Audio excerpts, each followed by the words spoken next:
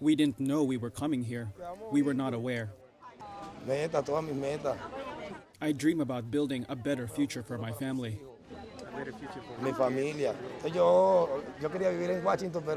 I wanted to live in Washington, but it didn't work out the way I wanted, and God put me here for a reason.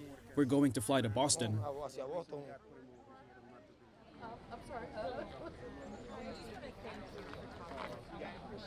So we have some Venezuelan refugees who have, they arrived on Martha's Vineyard. No one knew they were coming. And so there has been a massive community effort to provide them with housing and care and any legal advice that we can give them.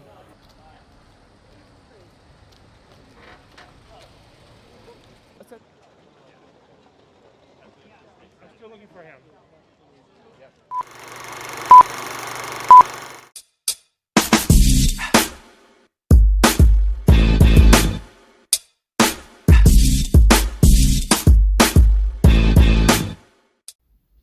Welcome to another episode of the Jay Lex Podcast. I am your host, Jay to the Lex.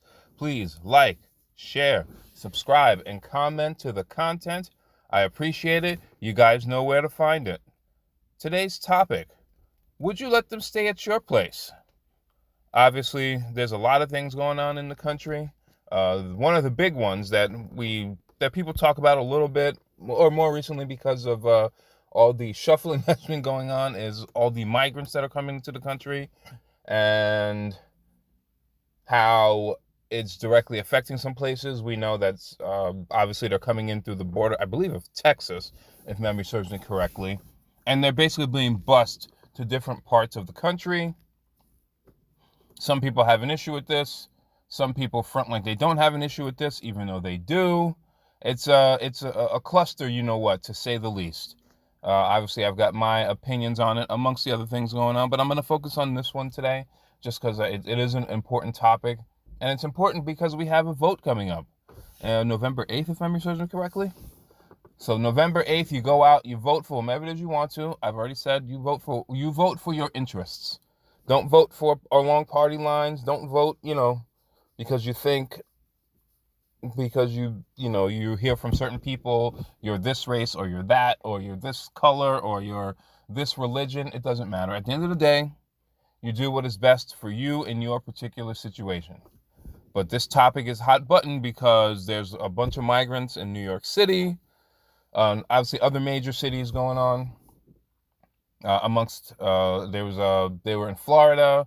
Governor DeSantis decided to send them to state of Massachusetts, or more specifically, Martha's Vineyard, because the state is a commonwealth, and Martha's Vineyard is a pretty affluent area. Some of the politicians over there fronted, took pictures, and then 24 hours later, they sent them right out because they were ill-prepared for the influx of migrants that were coming in.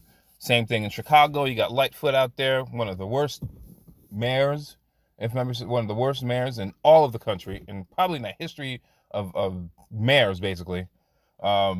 She's out there saying that she's going to do what she can. Originally, she said she had no problem with open arms, but the reality is there's an economic component to this. And now she complained later that she doesn't understand why they're being sent to Chicago, essentially. I'm paraphrasing, but still, why they're being sent to Chicago. Well, you did say, ma'am, that you were going to accept them with open arms. It's the same thing with Mayor Eric Adams in NYC.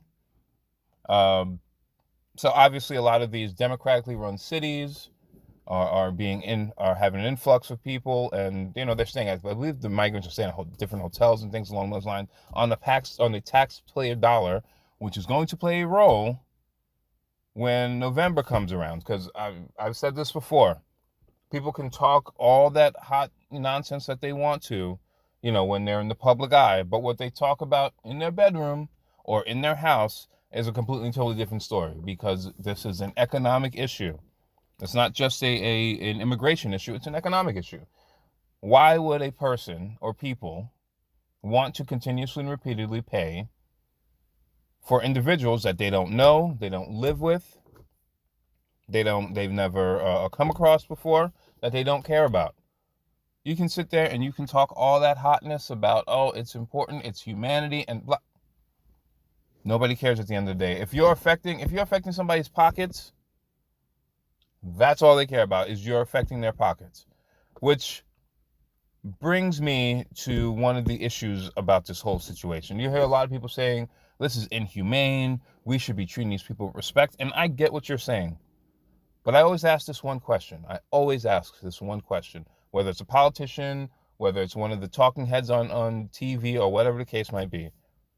Would you allow these migrants, now not all of them obviously, because there's just not enough space, but would you, talking head, allow a family of migrants to stay at your place until they found a better situation?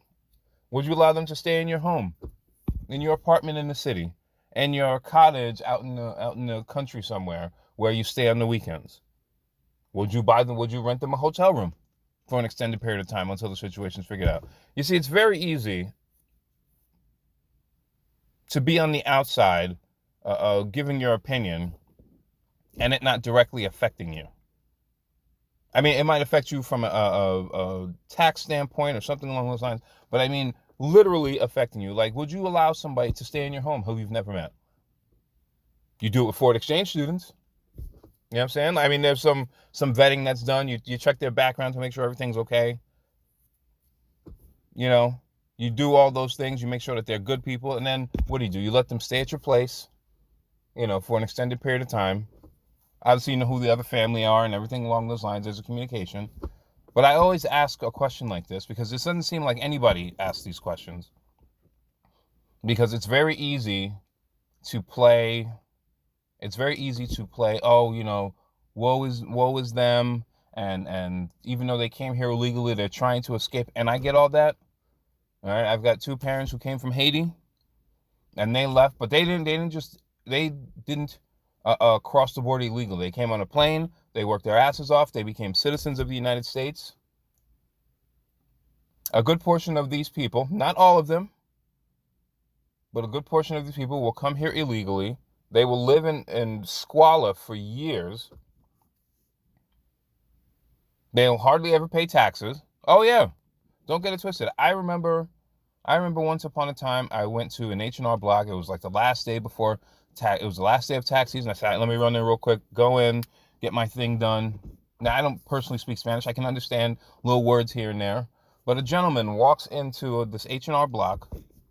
And he's having a conversation with one of the gentlemen who's the tax prep. He was a tax prep guy. I don't know if he was an accountant specifically, but he worked there, so I just assumed that he is an accountant. Goes in and they start speaking in Spanish, and I'm getting my work done, and I'm getting my my stuff done and everything like that. And I just hear at some point the gentleman say he made something along the lines of, I think it was like $15,000 or $16,000, all cash. Because that's how they work. They work off the books. We know this. And so the other gentleman who was one of the tax guys there, and he looks at him and he says, oh, the first gentleman who was asking how much he had to pay in taxes, and the tax prep guy looks at him and says, it's going to be about $2,000. And he made about $16,000 or $17,000. And he looked and he said, that's too much. And he walked right out the door. No questions asked. They ain't asking for ID or nothing. Now, could you imagine you going into an H&R Block, making a certain amount of money, you being told that, you're going to have to pay X amount, and you just walk out with no penalty? It would never happen. Uncle Sam would be up your ass, garnishing your wages. Okay, well, how many celebrities have we seen over the years go through this very thing? You know what I'm saying? Because, the tax person that they were dealing with didn't properly file or forgot to file, or they just didn't pay taxes along those lines. Eventually, Uncle Sam's going to want to get his. And so that gentleman, I'll never forget it. I don't know his name. I didn't have a conversation with him. Walked right out. This is what's happening. And look, I'm not even mad at him. If he didn't have to do it, by all means, he if he could save a couple thousand, because like I said, it was all cash. So even though it wasn't a large sum of money, he wasn't like he hasn't to pay for FICA, he doesn't have to pay for, Medicare and all that other stuff that goes on. So even though it's a small amount of money, and if you get enough people in the household who make enough, you can survive. But once again, these are the people going to come into the country illegally or whatever other term you want to use. They're going to use your resources because they don't have medical insurance, but in the hospitals can't refuse service, which is a good thing. But have you gone to an emergency room? I went more recently. I went with somebody I know. Have you gone into a waiting room in an emergency room recently? Or probably over the past 10 years or so? Whenever you're in there, there's a bunch of people, a bunch of Spanish people, nothing against them, but a bunch of Spanish people who really aren't there for emergencies. They're just there because they have a cold or, they have something else going on. Some have emergencies, obviously, but a lot of them don't. They just have like regular medical, checkup and things along, oh, my kid has a cold, blah, blah, blah. And they go to the emergency room. And if you've ever had to go to an emergency room, you know how long it takes to have to wait. And if you might have a real emergency, you might have an appendix that might burst or something along the line. And you're having to wait for a bunch of people who should be going to a primary care physician for simple things like a cold or a checkup or anything along those lines, and they don't pay for it. So we know that the hospitals, write those things off as losses. But once again, it's time.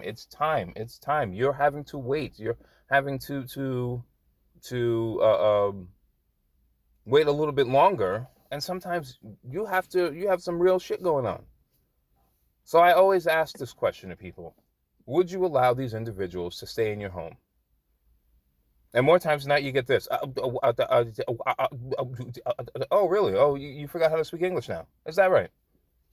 How come they don't ask this to politicians? I am all for immigrating here. My parents immigrated here. We're the only country in the world that I'm familiar with where people are like, you should just let any old body in. There has to be a specific reason for this. My opinion, they're looking for a new voting class because black people are only 13% and they always pander. You see it with Stacey Abrams in Georgia. I think she's losing right now. So there's always this pandering, and now they're trying to find a new group to pander to. And so you let all these people in, you give them amnesty, and they're going to be, almost a permanent voting class for the Democratic Party. There's one problem with that, though. One problem with that ideology, though. A lot of Hispanic people are more conservative. A lot of Hispanic people don't believe in liberal-leaning ideologies. Some of them do, obviously, but a lot of them don't. They're traditional. That's why they're much more traditional in terms of their thinking. They're much more traditional in terms of their money. They're not paying taxes. Some of them are not paying taxes now. You think they're going to pay high taxes for programs and all that other stuff? No, they're not. They might use them because they're there. Anybody who's smart would. But you think these people don't understand the basics here? They don't understand the ideology. They don't understand what's going on. Just because they don't speak, English in some cases doesn't mean they don't know economics. They're here for a reason. They're here so that they can prosper and send money back to whichever respective country they're from. That's what a lot of immigrants do. But you have these cities who talk a good game. Oh yeah, we will embrace them because they're human beings and blah, blah, blah. And then like Martha's Vineyard, 24 hours later, it's like, nope, got to send you back to Florida.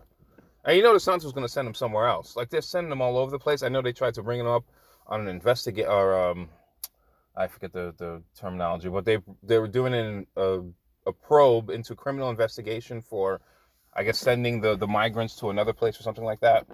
Nobody's falling. No, clearly, nothing's going to come from that. I think he laughed it off or something like that because he's got a little. He's whatever. I know he's probably going to want to run for president too. Whatever, but I can't blame him in this case. Like no. We're not a sanctuary state. We're not a sanctuary city or whatever the case might be. Let's send them over to those places that do that. And then send it to Martha's Vineyard, one of the most exclusive and wealthy places, not just rich, but wealthy places in the United States. And they said, no, we're good. They talked a good game for about 24 hours, and they said, no, we got to send them out of here. We don't have the resources. We don't have this. We don't have that. They were never going to, never. It's like sending them to Nantucket or send them some other places that are exclusive and affluent. You're not going to send these people to a gated community. You know what I'm saying? Those people who live in those gated communities live gated for a reason. If you live in a luxury home, you are not allowing these people into your home because they haven't been vetted. You don't know them. All right. Some of those people start moving in. This is one of the reasons why some areas, some like affluent areas, don't want low income housing coming in. I know that was one of the big topics for a little bit there. I think it was a place, a affluent place in California that turned it down, and people got very mad. Why would you turn it down? Blah, blah. People have their own economics to worry about. And if you bring in low income housing, that brings down the property values of certain areas. I don't care what anybody says. Everybody can talk a good game. But when you buy $1 million house and now you bring in low-income housing, and you bring in low-income housing to that in particular neighborhood, the value of your property goes down. And what do we know? People are not trying to lose money. They're not trying to lose $1, not $2. They want their value to go up so that they can eventually sell or refinance and invest in something else.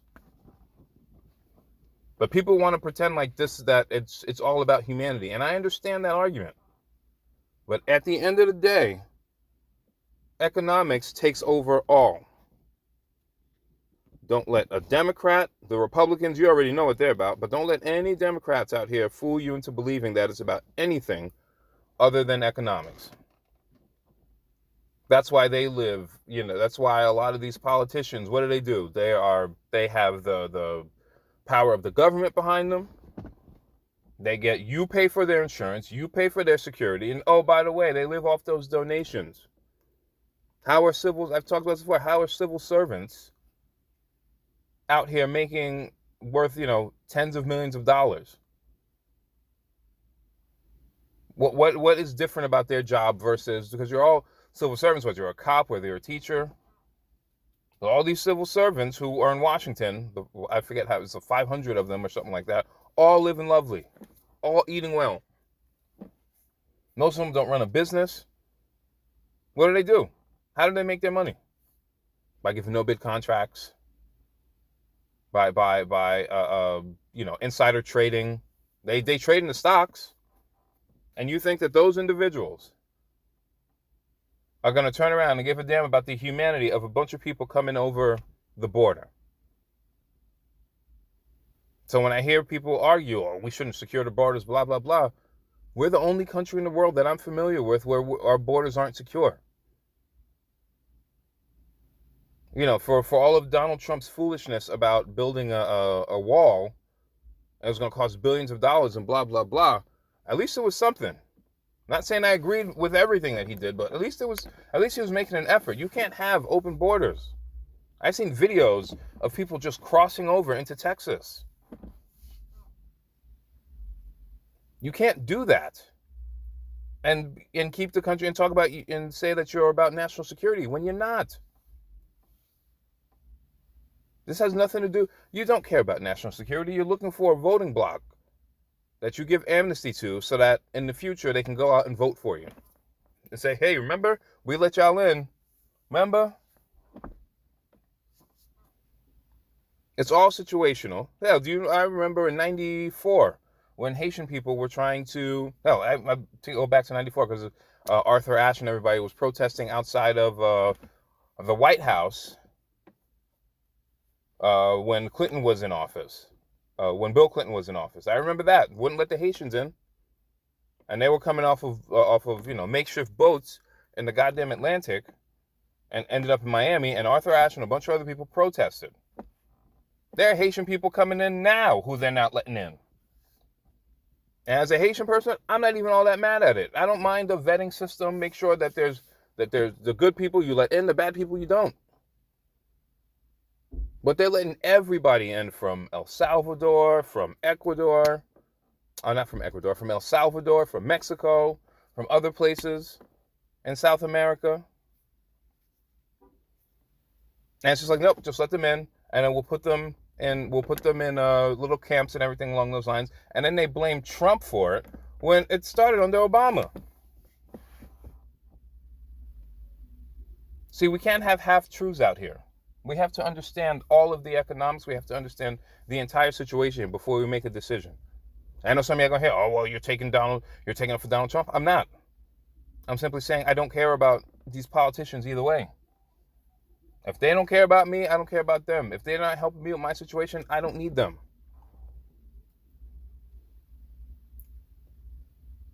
Some of y'all are still out here rocking with Joe Biden and Kamala Harris. Please tell me what they've done. We've got every politician blaming the other politician. We've got Joe Biden blaming MAGA Republicans, and you're the president, and this shit is happening under you. Y'all need to start doing some more reading. Y'all need to start doing some more research. You can Google this stuff. You don't got to go into a library. I know some of the things that I'm saying here right now are going to be considered offensive or controversial. I don't care. They're letting a bunch of people in who they have no business letting in without vetting first. A lot of these people who are coming over the border are being trafficked, are slaves. Yes, slavery still exists in 2022. It's just called human trafficking. I told y'all the story of the fight that broke out when I used to work out in Riverside, Connecticut, or Greenwich. They were trading human beings in Greenwich, Connecticut, outside of the old A&P. I think it's an Acme now. That's the things that we should be worried about. Vet them. Make sure that the kids who are there, because some of the parents will send their kids to go live a better life, and I understand that. They may not necessarily be with their parents. You have to do all of these things. We can't just go, once again, we cannot go based upon emotions solely. We have to go based upon what's in front of us.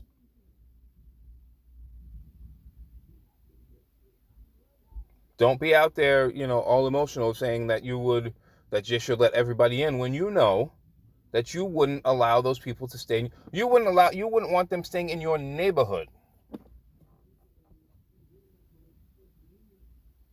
If there was a possibility that something could go wrong, you wouldn't. All those people who complain about, I talk about Section 8 housing. All those people who complain about there should be more, low income housing, blah blah blah, don't want it in their neighborhood because they're capitalists first. They want to capitalize on the property that they have. So don't listen to all these talking heads on radio and some on the internet and a lot in mainstream. Ask them one question: would you allow those people to stay at your house? Thank you for tuning in to another episode of the Jay Lex Podcast. Please like, share, subscribe to the content. Take care. Bye. As the bus carrying nearly 50 migrants rounded the rotary toward Joint Base Cape Cod, it was another step in a harrowing journey these new arrivals from Venezuela were making. I would say this is a safe community that is putting its resources and volunteers together to really solve a situation that there was no notice of. A situation that began Wednesday when the migrants suddenly arrived on Martha's Vineyard, sent by Florida Governor DeSantis. Many saying they were tricked about where they were headed with promises of housing and jobs. It was an emotional farewell on the island, where for the last 2 days, Martha's Vineyard gave them shelter and support. The migrants, including young children, boarded the buses to a ferry where on board to the Cape they soaked in the sunshine and the uncertainty they still face, but where many resources awaited them. They have an ability for health services. They are rounding up literally clothing, bedding, tents, everything that people could possibly need. We have like bean soup, we have rice, plantains. Boston restaurant owner and Venezuelan native Katiuska Valiente says the migrants immediately need a taste of home for comfort, which she delivered to the base this morning. It's very sad for me. It's very sad for me because, you know, it's my people here, so and we don't know what's happening. And at an East Falmouth church, the pastor will be mobilizing volunteers, even just to provide a sense of community. I trust that this is the beginning of a new life for them, and they're getting a taste of hope here, and I think that will carry them through. Governor Baker is mobilizing 125 members of the National Guard to help the effort. The migrants will also have access to legal assistance and virtual court hearings. For how long is unclear. In Bourne, I'm Beth Germano, WBZ News.